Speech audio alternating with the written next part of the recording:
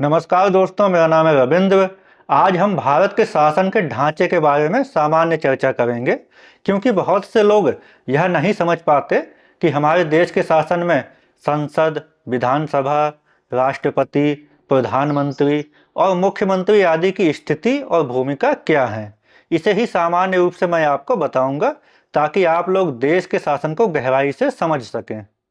हमारे देश का मूल कानून या मूल विधि भारत का संविधान है। मूल विधि का मतलब है कि संविधान लागू होने के बाद देश का संविधान दूसरे सभी कानूनों से पहले है, और देश की संसद या राज्यों की विधानसभाएं जो भी कानून बनाएंगी वे सभी संविधान के अधीन ही होंगे। अगर वो संविधान के प्रावधानों और सिद्धांतों के अनुसार नहीं है तो वो कानून लागू नहीं किए जा सकते। देश का शासन प्रशासन संविधान के अनुसार ही चलता है। संविधान से ही देश की सभी संस्थाओं को अधिकार या शक्ति या ताकत मिलती है, इसलिए संविधान को सबसे ऊपर यानी सर्वोच्च कहा जाता है। अब एक सामान्य सा अनुभव है कि जब किसी को बहुत ज़्यादा अधिकार या शक्ति या ताकत मिल जाती है तो उस शक्ति के कारण उस व्यक्ति में घमंड आने की संभावनाएं बढ़ जाती हैं, और वह अपने फायदे के लिए अपनी शक्ति या ताकत का गलत इस्तेमाल कर सकता है। इसी कारण जिन लोगों के पास शक्ति या ताकत नहीं होती या कम होती है, उन पर इसका बहुत गलत असर हो सकता है। इतिहास में इस तरह के अनेक उदाहरण भरे हुए हैं, जब शासन करने वालों ने अपनी शक्ति या ताकत का गलत इस्तेमाल किया और लोगों पर अत्याचार किए। इसीलिए भारत के संविधान में शक्ति पृथक्करण यानी सेपरेशन ऑफ पावर्स का सिद्धांत अपनाया गया है। इस सिद्धांत का मतलब है कि किसी भी व्यक्ति या पद को निरंकुश शक्ति यानी एब्सोल्यूट पावर नहीं देनी चाहिए। सरल शब्दों में कहा जाए तो इसका अर्थ है कि किसी को भी इतनी ज़्यादा शक्ति नहीं देनी चाहिए कि वह मनमानी करने लगे, बल्कि शासन की शक्तियों को कई लोगों या पदों के बीच इस तरह बांट देना चाहिए कि वे एक दूसरे को संतुलित करते हुए उन्हें अपनी अपनी शक्तियों के दुरुपयोग से रोक सकें।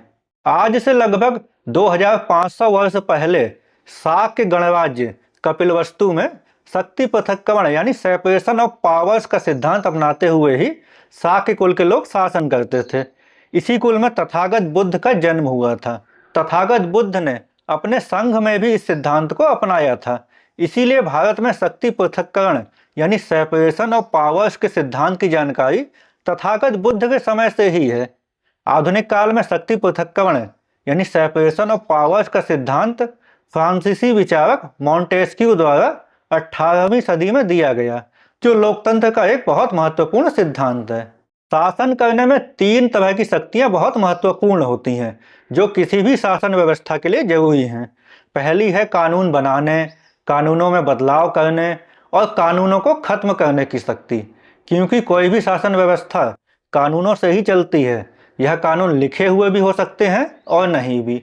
दूसरी शक्ति है कि जो कानून बने हैं उनका पालन करते हुए काम करना और दूसरों से करवाना। तीसरी शक्ति है कि इस बात की जांच करना कि जो कानून बनाए गए हैं वो सही हैं या नहीं। इनमें से कानून बनाने की शक्ति को विधायी शक्ति यानी लेजिस्लेटिव पावर्स, कानून का पालन करते हुए काम करने और करवाने की शक्ति को कार्यपालिक शक्ति यानी एग्जीक्यूटिव पावर्स, और कानूनों के सही या गलत होने की जांच करने की शक्ति को न्यायिक शक्ति यानी जुडिशियल पावर्स कहा जाता है। पुराने जमाने के राजा इन तीनों तरह की शक्तियों को खुद में रखते थे, मतलब वही कानून बनाते थे, उसके अनुसार काम करते और करवाते थे, और खुद ही कानूनों के सही होने या गलत होने का फैसला करते थे। इसीलिए उनके पास निरंकुश शक्ति थी और वे मनमर्जी से शासन करते थे। लेकिन लोकतंत्र यानी डेमोक्रेसी में यह तीनों शक्तियां बांटकर अलग अलग संस्थाओं को दी जाती हैं। इस तरह कानून बनाने, उनमें बदलाव करने और उन्हें खत्म करने की शक्ति यानी विधायी शक्ति जिस संस्था को दी जाती है उसका सामान्य नाम विधायिका यानी लेजिस्लेचर होता है। कानूनों के अनुसार काम करने और करवाने की शक्ति यानी कार्यपालिक शक्ति जिस संस्था को दी जाती है उसका सामान्य नाम कार्यपालिका यानी एग्जीक्यूटिव होता है। और कानूनों के सही या गलत होने की जांच करने की शक्ति यानी न्यायिक शक्ति जिस संस्था को दी जाती है उसे सामान्य रूप से न्यायपालिका यानी जुडिशरी कहा जाता है। भारत की शासन व्यवस्था को समझने के लिए सबसे पहले हमें भारत के क्षेत्र यानी भारत के अंदर जितनी जमीन आती है उसके बंटवारे को समझने की जरूरत है। भारत के अंदर कुल जितनी जमीन आती है वह भारत का राज्य क्षेत्र कहलाता है। संविधान में भारत को राज्यों का संघ कहा गया है। इस तरह भारत के अंतर्गत जितना भी राज्य क्षेत्र है, शासन की दृष्टि से संविधान में उसे संघ यानी यूनियन कहा गया है। संविधान में भारत के राज्य क्षेत्र को दो तरह की श्रेणियों यानी कैटेगरीज में बांटा गया है। पहली श्रेणी है राज्य यानी स्टेट्स और दूसरी है संघ राज्य क्षेत्र यानी यूनियन टेरिटरीज। सामान्य बोलचाल में इसे केंद्र शासित प्रदेश भी कहा जाता है। वर्तमान में भारत में 28 राज्य और 8 संघ राज्य क्षेत्र हैं। संघ यानी यूनियन का शासन जो सरकार चलाती है उसे केंद्र सरकार यानी सेंट्रल गवर्नमेंट कहते हैं। इस सरकार का अधिकार क्षेत्र पूरे देश में होता है। केंद्र सरकार को ही भारत सरकार भी कहा जाता है। अंतर्राष्ट्रीय स्तर पर केंद्र सरकार ही भारत का प्रतिनिधित्व करती है, दूसरे देशों से समझौते करती है और अंतर्राष्ट्रीय संगठनों में प्रतिनिधि भेजती है। हर राज्य में अपनी सरकार होती है जो उस राज्य का शासन चलाती है। इसे राज्य सरकार यानी स्टेट गवर्नमेंट कहा जाता है। संघ राज्य क्षेत्रों में भी शासन केंद्र सरकार यानी सेंट्रल गवर्नमेंट ही चलाती है। केवल 3 संघ राज्य क्षेत्रों राष्ट्रीय राजधानी क्षेत्र दिल्ली, पुदुचेरी और जम्मू व कश्मीर में सीमित अर्थों में राज्यों की तरह सरकारें हैं, लेकिन अंतिम रूप से शासन केंद्र सरकार ही चलाती है। अब सबसे पहले संघ स्तर पर शासन व्यवस्था को समझते हैं। भारत का राष्ट्र प्रमुख यानी देश का मुखिया राष्ट्रपति यानी प्रेसिडेंट होता है। संघ सरकार के सभी काम राष्ट्रपति के नाम से ही किए जाते हैं। संघ स्तर पर विधायिका यानी कानून बनाने, कानूनों में बदलाव करने और कानूनों को खत्म करने की शक्ति रखने वाली संस्था को संसद यानी पार्लियामेंट कहा जाता है। संसद 3 अंगों से मिलकर बनी होती है। पहला अंग है राष्ट्रपति। भारत का राष्ट्रपति संसद का अभिन्न अंग होता है। दूसरा अंग है राज्यसभा, जिसे संसद का उच्च सदन भी कहा जाता है। तीसरा अंग है लोकसभा, जिसे संसद का निम्न सदन भी कहा जाता है। इस तरह संसद राष्ट्रपति और 2 सदनों यानी राज्यसभा और लोकसभा से मिलकर बनती है। देश में कोई भी कानून बनाने के लिए उसे दोनों सदनों यानी राज्यसभा व लोकसभा से पास कराना होता है। उसके बाद उसे राष्ट्रपति के पास अपनी मंजूरी देने के लिए भेजा जाता है। जब राष्ट्रपति उस पर हस्ताक्षर करके अपनी मंजूरी दे देते हैं तो वह कानून बन जाता है, जिसे अधिनियम यानी एक्ट कहा जाता है और वह देश में लागू हो जाता है। राज्यसभा और लोकसभा के सदस्यों को संसद सदस्य या सांसद यानी मेंबर ऑफ पार्लियामेंट या एमपी कहा जाता है। भारत की जनता प्रत्यक्ष यानी डायरेक्ट रूप से वोट डालकर लोकसभा के सदस्यों का चुनाव करती है, जबकि राज्यसभा के सदस्य अप्रत्यक्ष यानी इनडायरेक्ट रूप से चुने जाते हैं। लोकसभा के अध्यक्ष को लोकसभा अध्यक्ष कहा जाता है, जबकि राज्यसभा के अध्यक्ष को सभापति कहा जाता है। लोकसभा अध्यक्ष लोकसभा का सदस्य होता है। राज्यसभा का सभापति ही भारत का उपराष्ट्रपति यानी वाइस प्रेसिडेंट होता है। भारत के संविधान में उपराष्ट्रपति का काम राष्ट्रपति की अनुपस्थिति में राष्ट्रपति के काम करना और राज्यसभा के सभापति के रूप में राज्यसभा की बैठकों की अध्यक्षता करना है। उपराष्ट्रपति राज्यसभा का सदस्य नहीं होता। संघ स्तर पर कानूनों का पालन करते हुए काम करने और करवाने यानी कार्यपालिका की शक्ति रखने वाली संस्था राष्ट्रपति और प्रधानमंत्री की अध्यक्षता में बना मंत्रिपरिषद है, जिसे ही केंद्र सरकार कहा जाता है। यहाँ ध्यान रखने की बात है कि कार्यपालिका का प्रमुख राष्ट्रपति ही होता है और प्रधानमंत्री की नियुक्ति भी राष्ट्रपति ही करता है। कार्यपालिका यानी केंद्र सरकार के सभी काम राष्ट्रपति के नाम से किए जाते हैं। राष्ट्रपति कार्यपालिका की ज़्यादातर शक्तियों का इस्तेमाल मंत्रिपरिषद की सिफारिश पर ही करता है। लोकसभा में जिस व्यक्ति को बहुमत प्राप्त होता है, राष्ट्रपति उसे प्रधानमंत्री नियुक्त करते हैं और प्रधानमंत्री की सिफारिश पर राष्ट्रपति मंत्रिपरिषद के अन्य सदस्यों की नियुक्ति करते हैं। प्रधानमंत्री और मंत्रिपरिषद के अन्य सदस्य मिलकर ही केंद्र सरकार के विभागों का कार्यभार संभालते हैं और राष्ट्रपति के नाम पर केंद्र सरकार के सभी काम करते हैं। प्रधानमंत्री और मंत्रिपरिषद के अन्य सदस्य राष्ट्रपति को इस्तीफा देकर पद छोड़ सकते हैं। अगर लोकसभा में सरकार का बहुमत खत्म हो जाता है तो प्रधानमंत्री को इस्तीफा देना पड़ता है, लेकिन इस्तीफा ना देने की स्थिति में राष्ट्रपति प्रधानमंत्री को पद से हटा सकता है। जैसे ही प्रधानमंत्री इस्तीफा देता है या पद से हटाया जाता है, वैसे ही केंद्र सरकार गिर जाती है, मतलब खत्म हो जाती है, और राष्ट्रपति किसी दूसरे व्यक्ति को जिसे लोकसभा में बहुमत प्राप्त हो सरकार बनाने के लिए कहता है, या ऐसा ना हो पाने की स्थिति में फिर से लोकसभा के चुनाव करवाए जाते हैं। संघ स्तर पर कानूनों के सही या गलत होने की जांच करने की शक्ति यानी न्यायिक शक्ति जिस संस्था को प्राप्त है उसे उच्चतम न्यायालय यानी सुप्रीम कोर्ट कहा जाता है। उच्चतम न्यायालय ही संसद से पास कानूनों की न्यायिक समीक्षा यानी उनके संविधान के अनुसार होने या ना होने की जांच करता है और संविधान का उल्लंघन करने वाले कानूनों को खत्म कर सकता है। लेकिन कुछ मामलों में राज्यों के उच्च न्यायालय भी संसद के कानूनों की जांच कर सकते हैं। उच्चतम न्यायालय के न्यायाधीशों यानी जजों की नियुक्ति राष्ट्रपति करता है। उच्चतम न्यायालय पूरे देश के मामले सुन सकता है। राज्यों के उच्च न्यायालय यानी हाई कोर्ट भी उच्चतम न्यायालय के अधीन होते हैं। उच्चतम न्यायालय देश के किसी भी न्यायालय को आदेश दे सकता है। देश का कोई भी न्यायालय उच्चतम न्यायालय के आदेशों को मानने से इनकार नहीं कर सकता और ना ही उच्चतम न्यायालय के आदेशों के खिलाफ सुनवाई कर सकता है। राज्य स्तर पर भी विधायिका, कार्यपालिका और न्यायपालिका का विभाजन लगभग संघ के समान ही होता है। राज्य का प्रमुख या मुखिया राज्यपाल यानी गवर्नर होता है। राज्य सरकार के सभी काम राज्यपाल के नाम से ही किए जाते हैं। राष्ट्रपति राज्यपाल की नियुक्ति करता है और राज्यपाल राज्यों में राष्ट्रपति का प्रतिनिधि होता है। राज्य स्तर पर विधायिका यानी कानून बनाने, कानूनों में बदलाव करने और कानूनों को खत्म करने की शक्ति रखने वाली संस्था को राज्य विधानमंडल यानी स्टेट लेजिस्लेचर कहा जाता है। राज्य विधानमंडल 3 अंगों से मिलकर बना होता है, लेकिन 28 राज्यों में से 6 राज्यों को छोड़कर शेष 22 राज्यों में राज्य विधानमंडल के केवल 2 ही अंग हैं। पहला अंग है राज्यपाल। राज्य का राज्यपाल विधानमंडल का अभिन्न अंग होता है। दूसरा अंग है विधान परिषद यानी लेजिस्लेटिव काउंसिल, जिसे विधानमंडल का उच्च सदन भी कहा जाता है। लेकिन यहाँ यह याद रखना महत्वपूर्ण है कि विधान परिषद राज्य विधानमंडल का अनिवार्य अंग नहीं होती।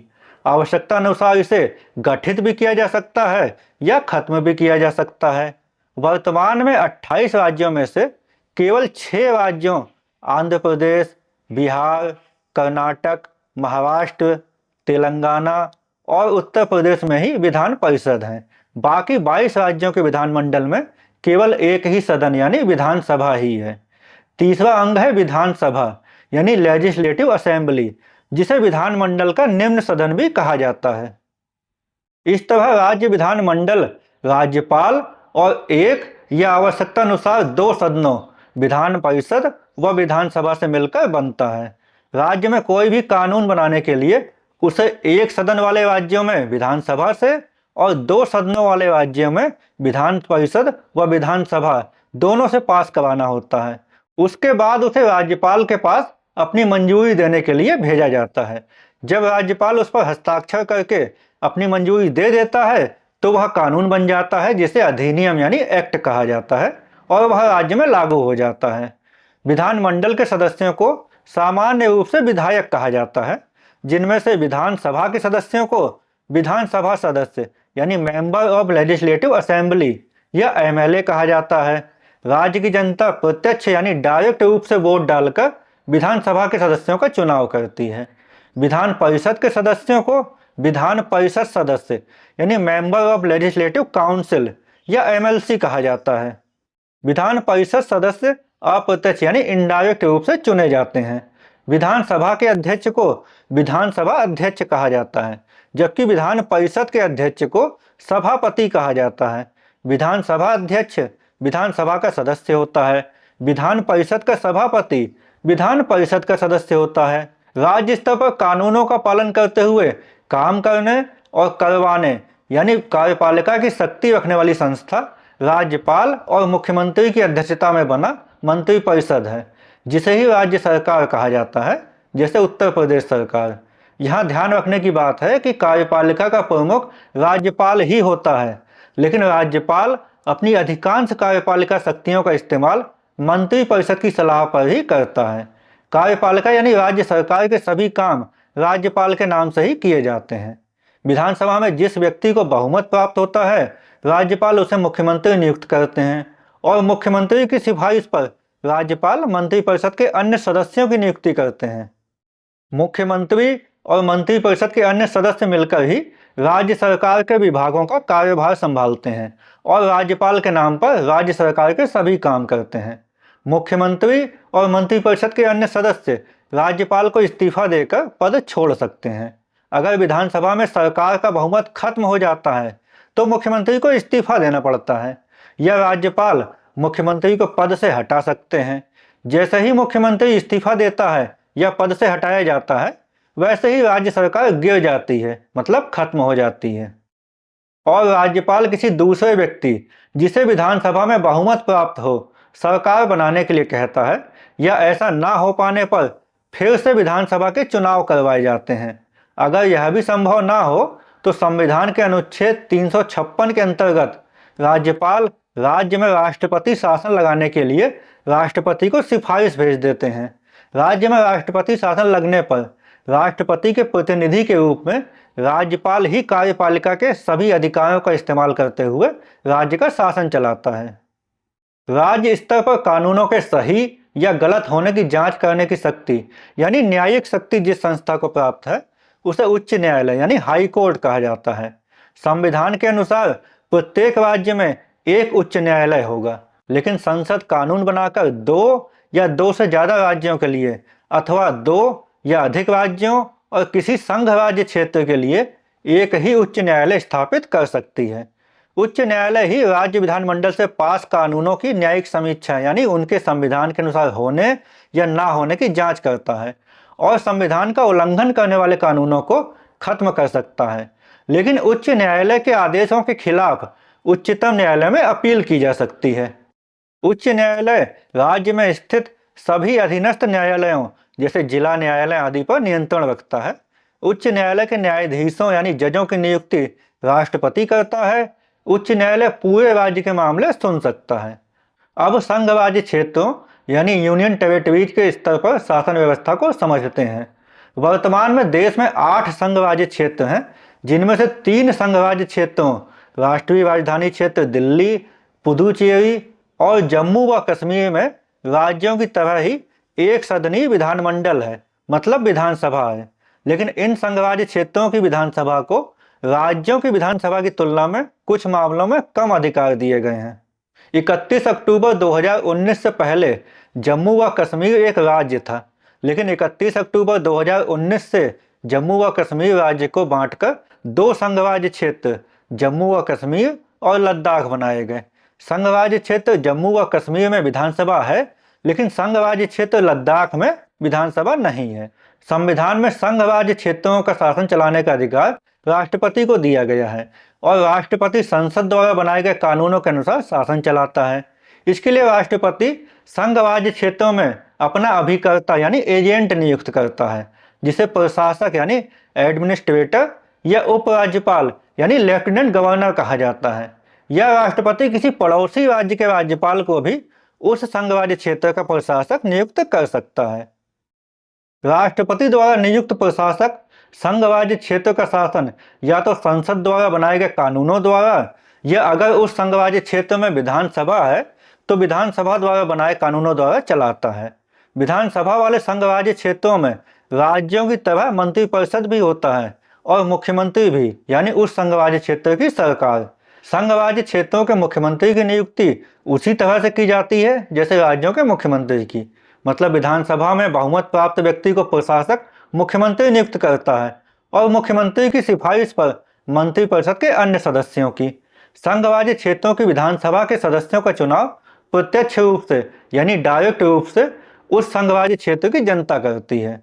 इस प्रकार जिन संघ राज्य क्षेत्रों में विधानसभा नहीं है उनके मामले में विधायिका के पूरे अधिकार संसद को दिए गए हैं, लेकिन जिन संघ राज्य क्षेत्रों में विधानसभा हैं वहां विधायिका के अधिकारों का इस्तेमाल संसद और विधानसभा मिलकर करते हैं, लेकिन संसद ज्यादा अधिकार रखती है।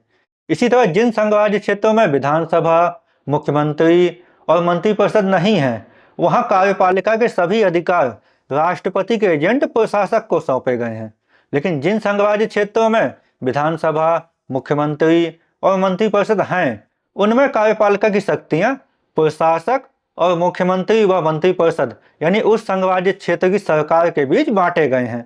लेकिन यहाँ भी राष्ट्रपति के नाम पर शासन कर रहे प्रशासक को अधिक अधिकार दिए गए हैं। संघराज्य क्षेत्र का प्रशासक उसके मुख्यमंत्री से स्वतंत्र होकर काम करता है। संघराज्य क्षेत्रों के स्तर पर कानूनों की जांच करने की शक्ति उच्चतम न्यायालय और उस राज्य के उच्च न्यायालय को दी गई है जिनके अधिकार क्षेत्र में वह संघराज्य क्षेत्र आता है। लेकिन उच्च न्यायालय के आदेश के खिलाफ उच्चतम न्यायालय में अपील की जा सकती है। सभी राज्य सरकारें और संघराज्य क्षेत्रों की सरकारें एक दूसरे से स्वतंत्र होती हैं, लेकिन केंद्र सरकार विभिन्न तरीकों से इन सभी पर नियंत्रण रखती है, क्योंकि संविधान में संघ यानी केंद्र को प्रमुखता दी गई है और वह विभिन्न तरीकों से राज्यों और संघ राज्य क्षेत्रों पर नियंत्रण रखता है। इस तरह भारत की शासन व्यवस्था 3 स्तरों यानी संघ स्तर, राज्य स्तर और संघ राज्य क्षेत्र स्तर पर चलती है। संविधान में इन तीनों ही स्तरों पर बहुत ही बुद्धिमत्ता से शक्ति पृथक्करण का सिद्धांत अपनाते हुए संतुलन और नियंत्रण स्थापित किया गया है। दोस्तों, वीडियो अच्छी लगी हो तो वीडियो को लाइक करिए, कमेंट करिए और फिलोसोफर रवि चैनल को सब्सक्राइब करिए। मिलते हैं एक नए वीडियो में एक नए विचार के साथ। धन्यवाद, नमस्कार।